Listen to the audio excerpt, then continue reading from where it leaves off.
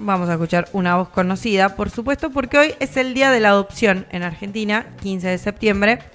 Y, bueno, sabemos que acá en la programación de Ciudad Portuaria hay un programa con esa temática, todos los jueves de 15 a 16. Y por eso la tenemos del otro lado a Carolina Recalde, que ya nos escucha. ¿Cómo andamos? ¿Todo bien? Hola Cami, ¿cómo estás? ¿Todo bien? ¿Vos? ¿Todo bien? Acá, llegando del Consejo Deliberante. Bueno, contanos, ya que lo mencionás, ¿por qué fuiste? Bueno, el Consejo Deliberante otorgó un reconocimiento que se llama Reconocimiento Ciudad de Bahía Blanca a la ONG Mama. Y Bien. en este certificado dice por el valioso aporte en el fomento y acompañamiento integral de los procesos adoptivos. Excelente, excelente. Bueno, hoy lo decíamos recién, día de la adopción, así que nos parecía conveniente hablar con vos, y ya que se te había dado este reconocimiento, ¿cómo surgió? ¿Cómo te lo hacen llegar? ¿Cuándo te enteraste? Bueno, el reconocimiento es también por los 40 años que cumplió Mama el 5 de mayo. Es la primera ONG de adopción del país, pionera en la República Argentina. Entonces, el Consejo Deliberante, en la sesión del jueves pasado, otorga este reconocimiento. Entonces, ese mismo jueves se me avisa de que hoy, en el Día Nacional de la Adopción, se iba a entregar el reconocimiento a las 10:30 de la mañana. Bien. Así que bueno, estaban los distintos concejales de los distintos bloques, la subsecretaria de Niñez, la secretaria de Políticas Sociales, el senador Marcelo Feliú, bueno, otras personas que han trabajado para una ordenanza que hemos hecho. Así que, bueno, mi familia, obviamente, mi marido, mi hija, mi madre. Estaba toda la flia completa, bien. Carolina, ¿cómo estás? Rodrigo te saluda. Hola, Rodrigo. Contanos un poco cuál es la situación hoy en materia de adopción. Por ahí yo me quedé con algo viejo, pero muchas veces he escuchado hablar de las complicaciones que hay, ¿no? Para adoptar y demás. Hoy, ¿cómo es todo el proceso? Mira, hoy también decían una nota de que a partir del Código Civil que se empezó que empezó a entrar en vigencia el 1 de agosto de 2015, el proceso de adopción es mucho más rápido. Ajá. Y la ley vino a mejorar, digamos, los procesos adoptivos y la reglamentación. Obviamente que es una ley perfectible, que como toda ley hay para mejorar, pero tenemos una ley muy moderna donde se considera, por ejemplo, las distintas configuraciones familiares, donde se prohíbe la entrega directa o las guardas de hecho, donde al niño, niña o adolescente se lo escucha si tiene un grado de madurez. O sea, trajo cambios muy significativos para los procesos de adopción en la República Argentina. Así que la verdad que es muy valioso y celebro que esté en vigencia el Código Civil con estas modificaciones. Oye, ¿tenemos un dato de acá de Bahía? ¿Cuántos niños o niñas están en la espera de ser adoptados? En Bahía Blanca no hay datos, sino a nivel más o menos de la República Argentina, alrededor de 2.000 niños, niñas o adolescentes de distintas edades, con algunos con problemas de salud, otros con discapacidad, grupos de hermanos, pero más o menos es esa la cifra a nivel nacional. Lo cual no, a ver, cada caso por supuesto es una historia y todo, pero digo, a nivel país no me parece un número tan alto. No sé si es que estamos en un momento en el que son pocos o si siempre se mantienen esos números. No, siempre se mantienen esos números. Los números que han bajado notablemente son los números de los postulantes. Ajá. Hay menos cantidad de postulantes para adoptar, eso ha bajado muchísimo. Y bueno, yo creo que tiene que ver con, digamos, con que hay gente que no quiere tener hijos, ni biológicos ni adoptivos, con gente que, bueno, desea un hijo por subrogación de vientre, por ejemplo, o que elige la adopción internacional. Claro. Entonces, por eso ha bajado la cantidad de postulantes dentro de la República Argentina. ¿Cómo es eso de la adopción internacional? Bueno, Argentina es uno de los pocos países que no adhiere a la adopción internacional. ¿Qué pasa? La evaluación que te hacen en la República Argentina no te sirve si vos querés adoptar en otro país. Vos para adoptar en otro país te tienen que evaluar en otro país y tenés que residir determinada cantidad de tiempo allá. Ajá. Entonces, para poder, digamos, adoptar dentro de, digamos, de otros países, necesitas dinero para poder trasladarte, para poder estar allá, para poder vincularte, etcétera, etcétera. Yo hago una pregunta y la hago yo, Carolina, es ¿por qué adoptar fuera de Argentina y no en Argentina? Claro, sí. ¿Sí? Pero bueno, es una pregunta que yo le haría, ¿no?, a las personas que deciden irse a otro país. Entiendo que hay mucho, se me viene ahora, ¿no? Mucho como morbo, si se quiere, a, no sé, un nene africano, por decirte, que está mucho el estigma también, ¿no? De ir a esos países más bien pobres, con quizá rasgos en la piel, color de piel y demás, distintos a lo que conocemos acá en Argentina, y por ahí eso atrae un poco, ¿puede llegar a ser? Sí, hemos tenido un montón de casos. De hecho, hubo un caso en Bahía Blanca muy notable, sí, me acuerdo, donde se habían adoptado hermanos en otro país. Después se investigó en migraciones y demás porque entraron a nuestro país ya con los nombres cambiados. Y después de un tiempo, esta familia que los había adoptado los devolvió, por decir una palabra que no me gusta, en la comisaría de la mujer. Entonces estamos hablando de una vulneración de derechos donde ese niño se le volvió a vulnerar el derecho a su identidad, claro, el derecho a vivir en su país de origen, con sus costumbres, y también juega un poco esto de el origen, ¿no? Si este niño está en Argentina, está lejos de su familia de origen, a lo mejor no va a preguntar por ella, por la familia de origen, por sus hermanos, por sus padres biológicos. Son como pensamientos que hablo en voz alta. Sí, igual termina siendo, me parece a mí, viéndolo de afuera, más una mascota que un hijo, porque es como fuiste a buscar un nene a otro lado, lo trajiste, lo adaptaste a tu forma, pero no se respetó nada de ese chico.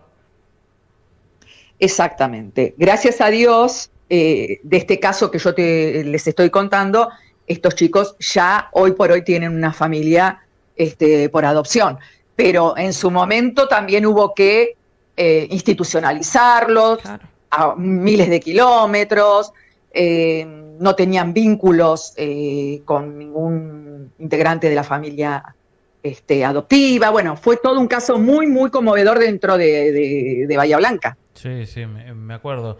Mencionabas también, bueno, en base a esto que estabas contando, y al principio hablabas de la adopción de hermanos. ¿Cómo es el tema de los hermanos? Si están juntos en un mismo lugar, no sé cómo se organiza. ¿Sí o sí uno tiene que adoptar a los hermanos o lo hace más por una cuestión, no sé, de amor, de ética? ¿Cómo es? Bueno, el Código Civil lo que dice es que hay que conservar la fraternidad. Ajá. Siempre y cuando se pueda, digamos, y esos vínculos son saludables. Claro. Y si vos, no sé, si hay un grupo de 7 hermanos, a veces es difícil que claro, una familia sola adopte a los 7 hermanos. Uh-huh. Entonces, lo que se hace es buscar muchas veces 2 o 3 familias que puedan vivir en el mismo pueblo, en la misma ciudad, para que se puedan vincular. Si no hay, bueno, de provincias limítrofes o ciudades limítrofes, para que puedan conservar su vínculo. Claro. Pero a veces son 4, y hay gente que dice, pero aquella persona o aquel matrimonio tiene 4 hijos. Sí, pero acá son 4 que vienen de pronto, claro, con diferentes edades, con diferentes particularidades, con sus tratamientos, no es tan fácil, por más que uno esté bien económicamente. Sí, que igualmente... Tiene que ver con la cabeza. Sí, pero que igualmente, digo, que de golpe tengas 4 bocas más que alimentar tampoco es tan sencillo. O sea, más allá de que es lo menos importante de todo, es importante también. Sí, pero por eso desde el registro de adopción o desde el juzgado de familia, que lo monetario no es un problema para adoptar, pero sí que van a evaluar si vos podés cumplir con las necesidades básicas para poder criar a 4. Claro. El otro día escuché un testimonio interesante en principio, no sé si está en lo correcto o no, pero me llamó la atención porque nunca había escuchado. No sé si escuchaste la historia de José Muscari, que es actor y director, que adoptó a un chico bastante grande, adolescente ya. Sí. Pero él contó en una nota que el caso de su hijo fue distinto porque el chico hizo una especie de video pidiendo que lo adopten. Pidiendo una familia. Pidiendo una familia, ok. ¿Qué opinión tenemos al respecto? Bueno, esto es con respecto al padre adoptivo o al hijo. No, al hijo y a esta situación de... Me llamó mucho la atención de que... O sea, como que por un lado lo vi como muy, muy bueno, porque él contaba que después de ese video no sé cuántas familias se postularon para adoptarlo. Lo cual, bueno, algo despertó claramente. No vi el video, pero debe ir más por el lado de la ternura quizá. Pero por el otro lado me llamó la atención porque no deja de ser un menor que se está exponiendo a redes y a pedir que, no sé, se cumplan sus derechos. No sé, me generó una contradicción ahí. Sí, bueno, cuando hay niños como este adolescente que no encuentra una familia, ¿sí? Lo que se hace son las llamadas convocatorias públicas. Sí. Las convocatorias públicas quiere decir que, por ejemplo, está Juancito de 8 años en Salta, buscan una familia en Salta, no hay, salen a buscar dentro de las provincias limítrofes. Si no hay dentro de las provincias limítrofes, salen a otras provincias. Y si no hay en esas provincias, salen a todo el país. Entonces, se puede postular cualquier persona que tenga las capacidades parentales adoptivas. Bueno, en este caso, depende del juzgado o del registro del lugar. Me parece que este chico era de Corrientes o de Entre Ríos o, bueno, por alguna provincia de la Mesopotamia. Ahí le proponen muchas veces, o bien los chicos mismos, dicen, bueno, quisiera hacer una carta o quisiera hacer un video para ver si consigo familia. Y en ese momento se le da la oportunidad para que puedan realizar su deseo. En este caso, este chico hizo el video y después, bueno, como decís vos, Cami, aparecieron un montón de postulantes y, bueno, entre ellos Muscari, que obviamente se los va a evaluar para ver si están en condiciones de adoptar a este niño o niña o adolescente. Tengo entendido, porque vi la nota, y por lo menos lo que contó él, ¿no? El padre en este caso, es que el chico había elegido otra familia y llama a una familia de donde es, por ponerle que sea de Corrientes, a una familia de Corrientes. Y que después llama a la jueza y se arrepiente y cambia su opinión. Él no lo conocía a Muscari como figura pública, sino que ve la postulación, digamos. Y lo elige porque Muscari había sido el único que había puesto que quería ser padre y no que quería tener un hijo. O al revés. Como que el chico se sintió más integrado con ese deseo y no como un deseo más egoísta del padre, que bueno, vos siempre en el programa eso se habla mucho de esto de darle una familia al chico y no de cumplir un deseo propio, básicamente. Exactamente, una gran diferencia. Por eso a lo que voy es lo que te decía, que se lo escucha cuando tiene un grado de madurez, en este caso ya era un adolescente, pero si no cuando tienen más o menos 9, 10 años, se los escucha para ver qué tipo de familia quieren. En este caso, este adolescente había dicho de una familia, después se dio cuenta que en realidad lo iba a alojar esta figura pública desde otro lugar. Es importante esto de escuchar a los niños en sus deseos. Muchos niños dicen, bueno, yo quisiera tener una mamá, o dos papás, o dos mamás. ¿Por qué? Porque muchas veces la figura materna o la figura paterna los ha atravesado de alguna manera que ellos deciden qué tipo de familia. Claro. Entonces me parece sumamente importante que se lo escuchen, ¿no? El derecho a ser oído. ¿Y qué pasa con esos chicos cuando cumplen la mayoría de edad? Si Qué no consiguieron pregunta. familia, ¿no? Rodrigo, qué pregunta. Bueno, salen del sistema así, simple y sencillo, cuando cumplen 18 años, si están en un hogar convivencial o proteccional, como se dice en Buenos Aires, o en las residencias, como se dicen en otros países, en otras provincias. Ese adolescente sale del sistema de protección y, bueno, el municipio, por ejemplo, le otorga un cierto dinero para que pueda alquilar algún lugar.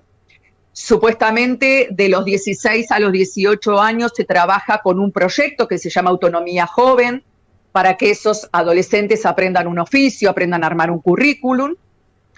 Y bueno, a los 18 años salen del sistema y ahí quedaron. ¿Por qué decís supuestamente? Porque hay veces que los programas no funcionan, depende la provincia, depende del municipio, no funcionan.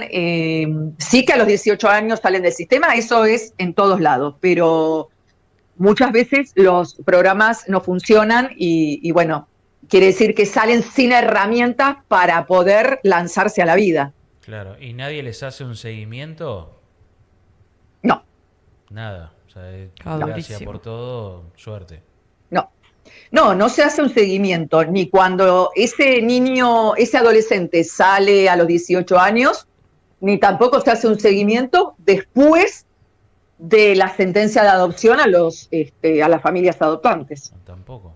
Eso te iba a preguntar, bueno, en el caso tuyo, en el caso personal, digamos, pudieron adoptar. ¿Cómo fue el proceso legal? Me interesa, más que después el personal, obviamente, pero una vez que adoptaron, ¿cómo fue, el contacto? ¿Cuánto tiempo estuvieron hasta que ella, a tu hija, fue a tu casa? ¿Cuánto tiempo después se generó la sentencia? Y nuestro caso fue bastante particular. Primero, bueno, estábamos con otro código civil, así que, digamos, nosotros esperamos 5 años.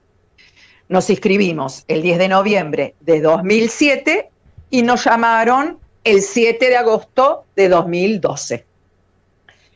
Ahí nos convocan para ser evaluados, digamos, para ser los papás de la que es nuestra hija. Uh-huh. En ese momento, nuestra hija estaba en una situación particular porque ella había tenido un proceso excluyente, esto que decimos de las devoluciones. Entonces, urgía que vaya a una familia. O sea, había sido adoptada, para que quede claro, porque por ahí alguno que no conoce. Había sido adoptada, estuvo 6 meses con una familia, y a los 6 meses, esta familia decide que no quería saber más nada con este proceso de adopción. ¿Ella sola o estaba con alguien? Ella con sus hermanos. Ok. Entonces, todos los hermanos, todos al juzgado. Perfecto. Cuando nos llaman el 7 de agosto, nosotros el 8 fuimos a charlar con el equipo técnico. El 9 de agosto la conocimos. Y cuando nos despedimos ese 9 de agosto, dijo, yo mañana me vengo a vivir acá. Que eso no pasa comúnmente. Las vinculaciones son progresivas. Uh-huh. Es decir, hoy nos vemos, mañana vamos al parque, pasado vamos al shopping, todo de a poco hasta que se hace un permiso de pernocte. Bueno, esto no pasó, así que el 10 de agosto tuvo el permiso de pernocte por 4 días. El 14 de agosto tuvimos la guarda preadoptiva, que hoy por hoy tiene un máximo de 6 meses. Y en septiembre nosotros pedimos empezar con el juicio de adopción.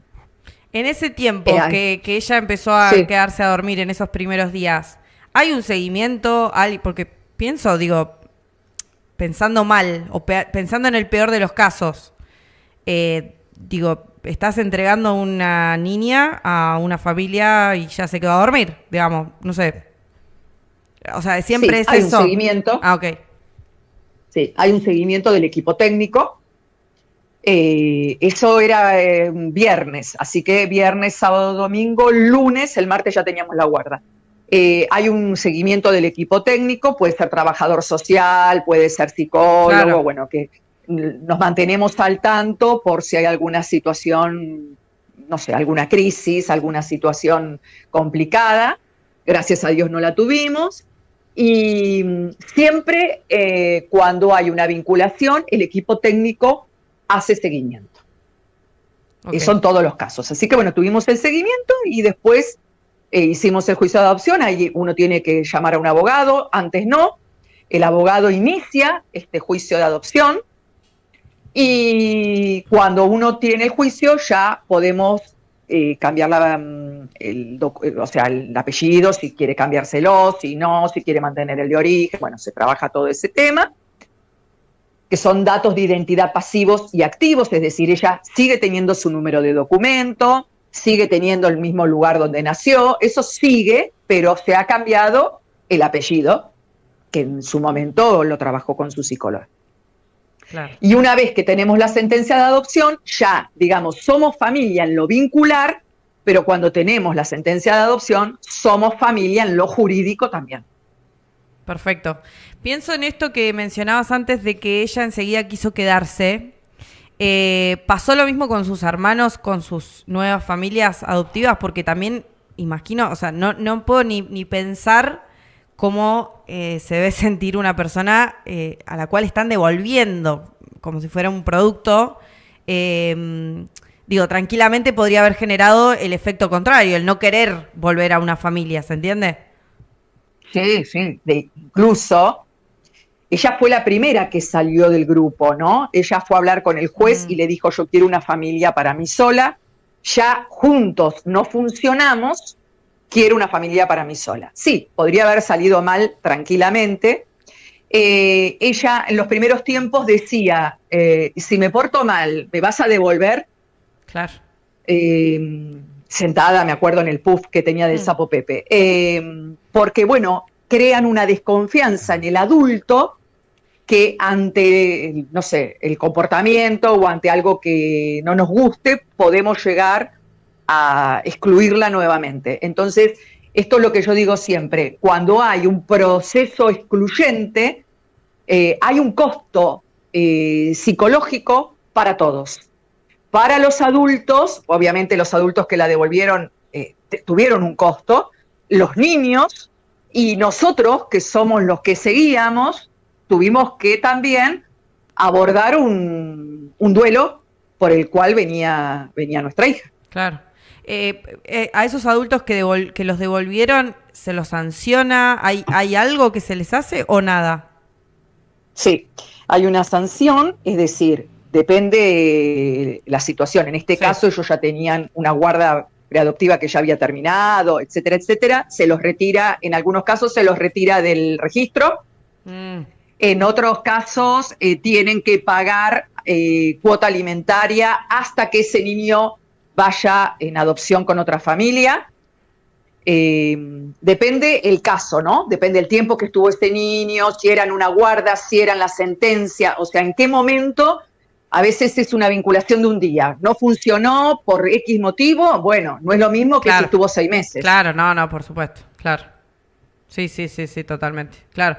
Bien, bueno, pero está bueno también porque si no sería muy injusto también, digo, capaz que causas un daño irreparable en ese chico y esa familia, esos adultos que se supone que ya tienen otras herramientas, son adultos. Por supuesto. No, sería muy injusto que se las lleven de arriba, digamos. Claro. Por eso insisto yo en la preparación de los adultos, hoy lo decía en el Consejo Deliberante, que los adultos tienen que tener capacidades parentales adoptivas para poder alojar a un niño que viene con una historia en la cual no participamos. Entonces, la preparación es para conocer cómo son estos niños, cómo llegan estos niños a la situación de adoptabilidad, cómo poder alojarlos, ahijarlos, abrazar esa historia, ¿sí? Y tener en cuenta que los niños son niños reales y no ideales. Entonces, bajar las expectativas también como adultos de que ese niño va a ser un niño con fortalezas, con debilidades, con dolores, con cicatrices, pero que ante todo son niños que quieren ser cuidados, amados, comprendidos y que necesitan de una familia con estas capacidades que estaba diciendo.